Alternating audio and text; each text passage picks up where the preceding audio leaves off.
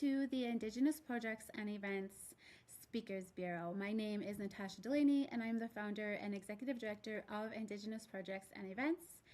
And the Speakers Bureau, the Speaker Series, is where we highlight the amazing Indigenous speakers and facilitators that we collaborate with. And today we are going to be speaking with Adrian LaChance, who is Plains Cree from James Smith Cree Nation in Saskatchewan. And he is a traditional dancer, singer, and helper. Since 1999, Adrian has dedicated his life to supporting and empowering First Nations communities through cultural teachings, storytelling, and life skills programming. With nearly 3 decades of experience working with youth, schools, communities, Adrian shares teachings focused on healing, balance, cultural awareness, grief and loss, addictions recovery, and personal growth. His sessions often include sharing circles, storytelling, and traditional openings such as prayer, song, smudge, or grounding ceremonies to create a safe and respectful space for all participants. Adrian has worked with First Nations, schools, youth conferences, community organizations, and corporations across Alberta and Saskatchewan, and is passionate about helping people reconnect with identity, culture, and purpose through lived experience and traditional knowledge. Thank you so much for being here and speaking with me, Adrian, and for joining our bureau. So, can you please introduce yourself and tell us more about the work that you do in communities, schools, and organizations? For sure. Thanks. Let me not get the dubstep now. I'll got you. It's a great honor to be here to share what little I understand about life. Yeah, I come from James Smith Cree Nation, lived in Edmonton most of my life, so I represent West Edmonton Mall. I'm just kidding. But anyway, it's always good to incorporate humor, and I think that's one of the things that I've embraced when I do these presentations and connect with the young people. But yeah, I've been in the helping field for 30 plus years. I've been drug and alcohol free for 31 years. So Oh, wow, uh, congratulations. thank you. And so it's all I owe it all to the ceremonies, the elders that are no longer here in the physical sense that bestowed those beautiful teachings on me about taking care of yourself. How long have you been doing this work, and what first called you to this path? I know you just mentioned that you are 31 years sober. Um, can you attribute that to this path that you've been called to? And at what point within your sobriety were you like, this is something that I need to do? Yeah, for sure. 1997, I think that's when I began to meet all these traditional dancers that were doing public engagement speaking, keynote speeches, and I just got really impacted by that, empowered on how they could speak so articulately and share their message to the people. And it just kind of like I became passionate about that, and learning how to do that was, I think, something that I was really intrigued about. And so when I first began speaking, I couldn't really organize my thoughts proactively, and so I was always one of those speakers, and kind of like that. And so I took Toastmasters. I took a couple of public speaking presentations to kind of help me, just organize my thoughts and get my message across more impactfully. I also took Toastmasters because I was the same way, and I still do the ums and ahs sometimes. But I found that it was super helpful in terms of just being, like you said, articulating thoughts because I had them in my head. It was just speaking them was one of the hardest things, and formulating them into a cohesive way presentation.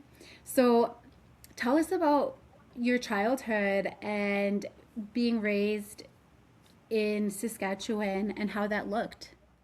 Yeah, for sure. So We moved to Edmonton. I was born in Saskatoon. We moved to Edmonton shortly thereafter.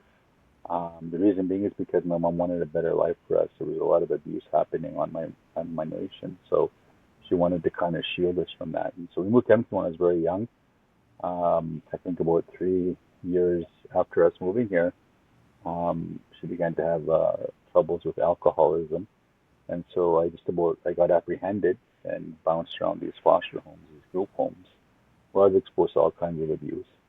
And so when I began hearing about Indian, savage, wagon burner, all these things that were said to me, it began to create shame within my life. And so it wasn't until I began to experiment with drugs that I was able to, I guess, stuff those feelings, suppress those feelings. And so drugs and alcohol became a way of life that I became really familiar with. And so I struggled with that. Then I got involved with gangs. Went to jail, prison, and it was kind of sad. I had to go to jail to learn about ceremony culture, and for me, that's where my whole life changed because when I was in school, the only thing I learned about my people was the fur trade, and I thought that was pretty cool. Yeah, my people used to trade furs but they never talked about smallpox. They never talked about residential school assimilation, the destruction that came with that relationship. And so I had to learn by these elders, these teachers, these lifers that kind of gave me those teachings about what it was like for them growing up in that environment. And so, I remember going to school and I was like the outcast, the black sheep. I'm the youngest of five children, so I had to struggle with that my whole life, being different. And so every school I went to, I'd always get picked on, centered out, um, bullied, you name it. And so I had to learn how to fight and learn how to protect myself. And just became a cycle of destruction. And so when I began to learn about culture and ceremony, it just kind of opened my eyes and sitting with the elders and learning about what the truth of ceremony was. And I began to really, you know, take care of myself, love myself, be patient and gentle with myself. And that's where kind of like things took a turn for the better in my life. Your story is so similar to mine, except I didn't go to jail, but it sounds like that was such a blessing for you, um, to be able to have been spiritually reached in that way.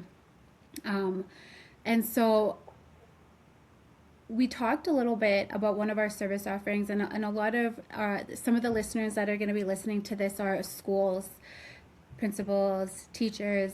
And so I know you mentioned that a lot of your work is done in schools as a facilitator, with a variety, a huge skill set, which I really do want to touch on. Um, how long have you been working within the schools, and what does it look like in terms of um, the age groups, the experience, and the different audiences, whether it's the children, the teachers, and the parents? Yeah, for sure. So I think in 2002, I started working with Edmonton Catholic Schools. I was a cultural helper, was what my job title was. And so we went into classrooms, the younger kids, grade 3 and 4, making dream catchers. That was my first day introduction to these young people. And so, just kind of got creative and started doing other things like moccasin making, teepee teachings, um, stories of the drum, stories of powwow, all these things to kind of get people engaged. And I try to make these workshops as engaging as possible, get them moving, get them um, interacting with me in a good way. So yeah, it's been a long, long, journey of helping and teaching and making people more aware of how powerful, how beautiful our culture really is. Amazing. So, in terms of the different like age groups, what do you find are, say, K to 6 versus 7 to 12 in terms of grades? What do you find like the K to 6 love doing that you facilitate versus the grade 7s to grade 12s? Yeah. So the younger kids, their attention span is really short. So I think 20 to 30 minutes is a max that they can fit. And so what I try to do is get them dancing, teaching them about the simple steps of powwow, um, giving them the energy about the drum, the power of the drum, and so giving them an opportunity to feel the drum, to touch the drum, and to hit the drum. And so it's something that I've always appreciated about our culture. We're so sharing, we're so inviting, we're so passionate about not keeping that to ourselves, but gifting other people with that beautiful energy as well. So the younger generation, a smaller time frame, but keeping them engaged, getting them moving, I think is so ideal and beneficial. And then as you get older to the older grades, because some of them think they're too cool for school, and some of them don't want to really engage as much as the younger generation. But I try to do like play powwow chairs with them, or the freeze frame game. When they're dancing and then you got to freeze. Games like that to kind of keep them engaged as well. And then with the older ones, kind of same thing, doing things that I would kind of enjoy doing at their age, like listening and partaking and getting to know some of our teachings in terms of the medicine wheel, awareness wheel, the different colors, the different animals that kind of like were our teachers historically. So just kind of catering to the different age group, I think, is so important. Amazing. Some of the things that the schools asked us to do, and I'm sure you've been asked to do also, is training for their staff. So that might be like an activity where on a PD day, and something that they might respectfully be able to take into classroom. And so, how do you feel about that? What advice would you give to teachers that are wanting that? And is that something that you're able to accommodate? Oh, for sure, definitely. One of the things that always gets brought to my attention by the elders is yes, talk about historical trauma, but also talk about historical wisdom because we're able to share the songs, we're able to share the medicines, we're able to share the food and some of the teachings that align with who we are as a people that were first here. And so honoring that turtle, I think are so beneficial. And yeah, I think I got a lot of interactive games that I do with educators, teachers as well.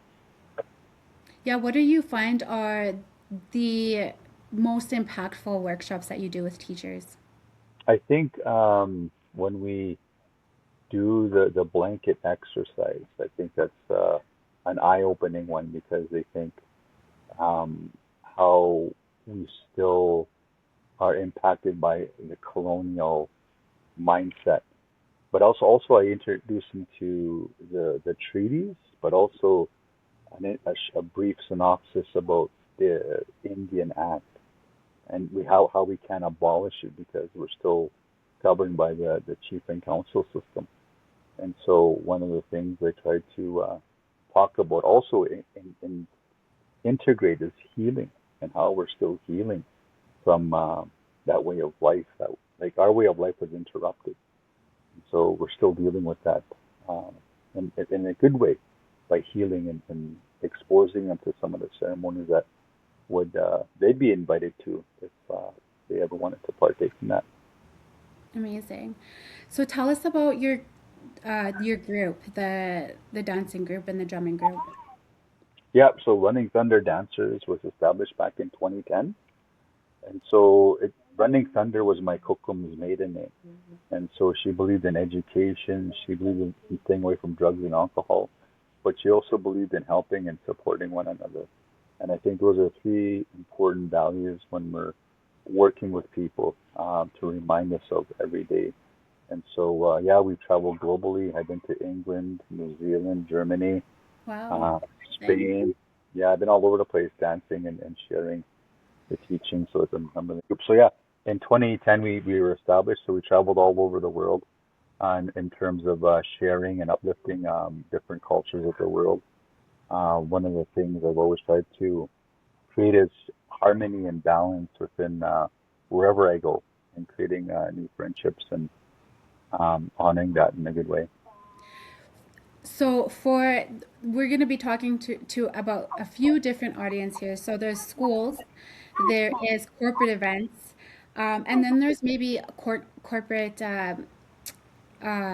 training. And so for say school events, how do you normally collaborate with schools with your group? Yeah, I tried to. One of the things I always try to do is share a meal. So I suggest that parents make an authentic meal that we can all share together at lunchtime. And so usually I'll try to get my mom to make bannock, or I'll make bannock the day before, just little tiny pieces of bannock, just to kind of share that experience with them. It's always good to share a meal with the family, the parents, and the teachers in a good way.